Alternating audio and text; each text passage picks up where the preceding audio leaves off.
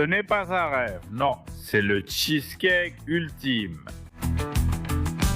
Aujourd'hui à Golosolandia, je t'apprends à préparer le mythique cheesecake Lavinia, qui se réalise avec seulement 5 ingrédients et une astuce de cuisson qui changera à jamais ta façon de voir les desserts. Pour la préparer, voici les 5 ingrédients. 4 œufs, 1 tasse et 1/4 de crème liquide, 3/4 de tasse de sucre, 1 cuillère à soupe de farine et 1 filet de vanille. Il faut sortir le fromage du réfrigérateur un petit moment à l'avance. Nous en avons besoin à température ambiante, car s'il est froid, ce sera très difficile d'éliminer les grumeaux. Et crois-moi, j'ai déjà bien transpiré plusieurs fois parce que je ne voulais pas attendre que le fromage chauffe. Si tu gardes les œufs au réfrigérateur, sors-les aussi pour qu'ils soient à température ambiante. Récipient. Un grand et on met le fromage dedans. Comme il n'est plus froid, il va devenir pratiquement liquide rien qu'en le remuant. Alors ajoute le sucre, c'est 150 g ou 3/4 de tasse, et écrase-le un peu contre le fromage. Remue un peu avec cette spatule de pâtisserie directement et tu verras tout de suite qu'il devient liquide. Et en 1 ou 2 minutes, tu obtiens une texture impressionnante. Regarde. Eh bien, c'est ici même que nous allons incorporer les œufs petit à petit. Un par un. Avec le premier, en plus, j'ajoute une pincée de sel. Parce que oui, dans les desserts, le sel aide aussi. Parce qu'il fait la même chose que dans la viande. Rehausser la saveur. Alors le sel, ajoute-le dans presque tous tes desserts. Une fois que tu as ajouté le premier œuf et que tu as mélangé quelques instants, tu remarqueras qu'il s'est parfaitement intégré. Donc, on passe au deuxième. Si tu as remarqué tout à l'heure, la première chose que je fais, c'est casser le jaune d'œuf. Ça permet de l'incorporer encore plus rapidement. On mélange du centre vers les bords. Et voilà, c'est incorporé. Le troisième. Même opération. Et si tu te demandes, ça me paraît un peu idiot, est-ce que je peux ajouter les 4 d'un coup et mélanger? La réponse est que oui, tu peux. Mais ça va te demander beaucoup plus de travail pour qu'il s'intègre. Et au final, le faire comme il faut va te faire gagner du temps. Même si ça peut sembler le contraire. Au revoir. Bon, ça c'est déjà bien épais. Parfait. Il nous reste la touche finale. Et on va l'ajouter avec la crème liquide entière. 250 ml aussi. Cela équivaut à 1 tasse et 1/4. Et en un instant, elle est également incorporée. On me demande toujours, est-ce que je peux utiliser de la crème légère ou de la crème à cuisiner? Eh bien, à Golosolandia, on aime ce qui est bon. Et pour que ce soit parfait, il nous faut de la crème entière à fouetter. Parce qu'elle contient au moins 35% de matière grasse, et la graisse, c'est exactement ce qu'il faut. C'est ce qui rend le tout si crémeux. Enfin, on ajoute 1 cuillère à soupe rase de farine. Et avec quelques mouvements, elle s'intègre parfaitement. J'utilise de la farine de blé classique. Si tu as un souci avec le gluten, utilise de la maïzena à la place. Dans ce cas, on ne remarque presque pas la différence. Et maintenant, passons à la deuxième étape, qui consiste à préparer le moule.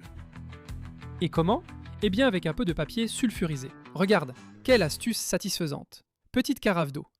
Papier froissé. Tu l'humidifies. Et comme ça, il devient tout mou, tout mou.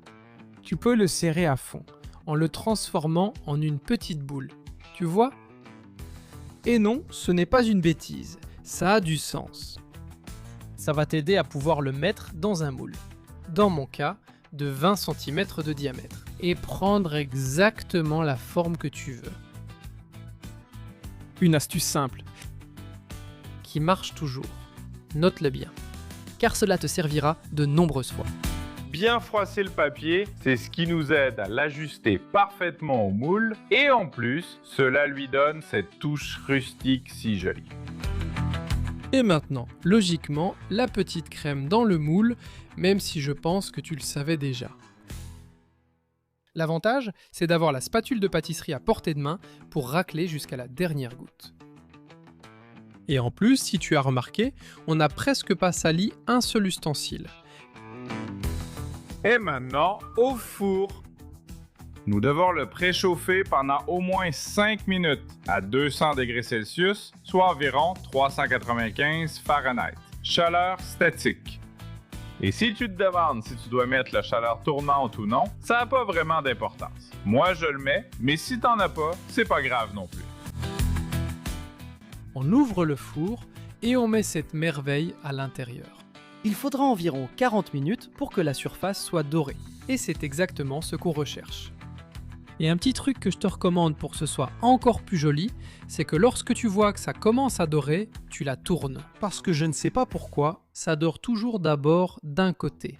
Donc si tu la retournes, tu obtiens une dorure plus uniforme. Et une fois qu'elle est bien dorée sur le dessus, elle sera encore tremblotante au centre. C'est le moment de la sortir. Dans mon cas, il a fallu 40 minutes pour qu'elle soit comme ça. Ensuite, tu la couvres avec un essuie-tout ou du papier absorbant. Et je sais que t'as vraiment envie d'y goûter, ça se voit. Mais mon conseil, c'est de résister à l'envie, même si c'est difficile.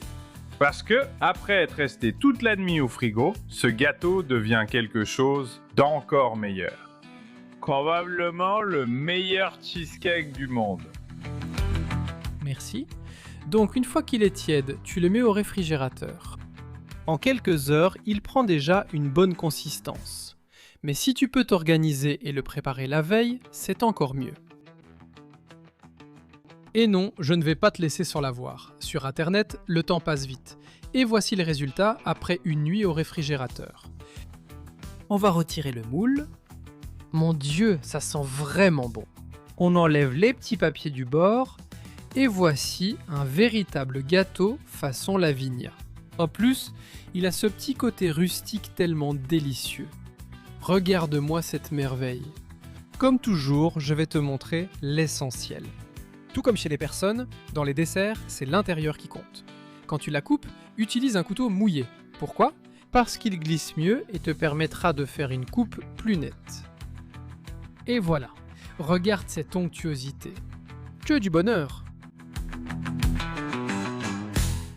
Dans de nombreux sondages, ce gâteau ressort comme le préféré des gens. Mais je suis sûr que tu as d'autres idées gourmandes en pet.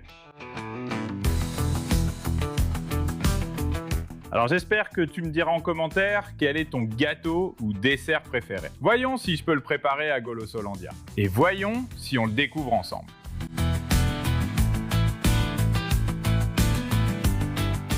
Si tu aimes la recette délicieuse, inratable et facile comme celle-ci, tu sais quoi faire. Abonne-toi à la chaîne, car je vais préparer plein de bonnes choses. Des surprises arrivent.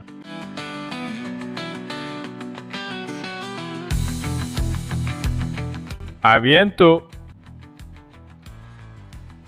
C'est que ça fond dans la bouche. C'est délicieux. Il est impossible d'en manger juste un petit morceau. En la cocina empieza la emoción, con pasos simples sin complicación. Desde un pastel hasta un buen bizcocho, todo en Golosolandia lo disfruto.